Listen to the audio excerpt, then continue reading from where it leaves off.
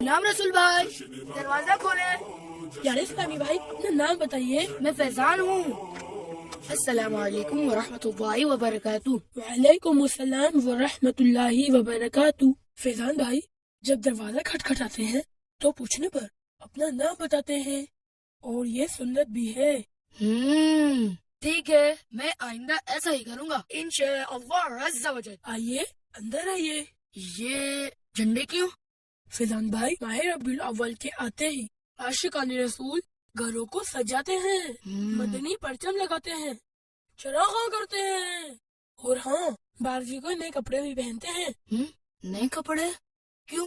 فیضان بھائی ماہ ربیع الاول کی 12 تاریخ کو ہمارے پیارے نبی صلی اللہ تعالی علیہ وآلہ وسلم دنیا میں تشریف لائے۔ اس دن کو ہم خوشیاں مناتے ہیں، اسی لیے نئے نئے کپڑے پہنتے ہیں، اچھے اچھے کھانے پکاتے ہیں اور بہت سارے نئے کاموں کے ساتھ ساتھ روزہ بھی رکھتے ہیں۔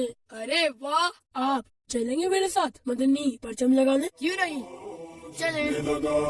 غلام رسول بھائی آپ کو یاد ہے آپ نے مجھے اوپر چڑھنے اور نیچے اترنے کی سنت بتائی تھی کہ اونچائی پہ چڑھتے ہوئے اللہ اکبر اور نیچے اترتے ہوئے سبحان اللہ پڑھے۔ آپ کو یاد ہے؟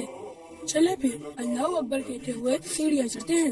اللہ اکبر، اللہ اکبر، اللہ اکبر۔ گھر کو سجاؤ، گھر کو سجاؤ، گلیاں سجاؤ، گلیاں سجاؤ۔ لائٹس لگانا ہمارا کام نہیں ہے، یہ بڑوں کا کام ہے۔ لائٹس لگانے سے کرنٹ بھی لگ سکتا ہے اور جان جانے کا اندیشہ بھی ہے، اس لیے یہ کام ہم ابو سے کروا لیں گے۔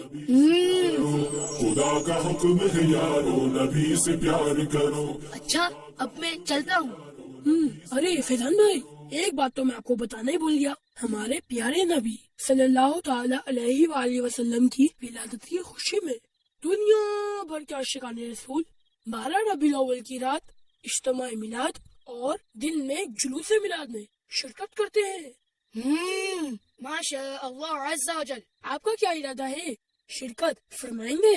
غلام رسول بھائی انشاء اللہ عز و جل میں ضرور شرکت کروں گا، لیکن یاد رہے اپنے ابو کے ساتھ۔ سرکار کی آمد، مرحبا آقا کی آمد۔ مرحبا۔ جھنڈے لگاؤ، جشن مناؤ، جشن مناؤ، جھنڈے لگاؤ، جھنڈے لگاؤ۔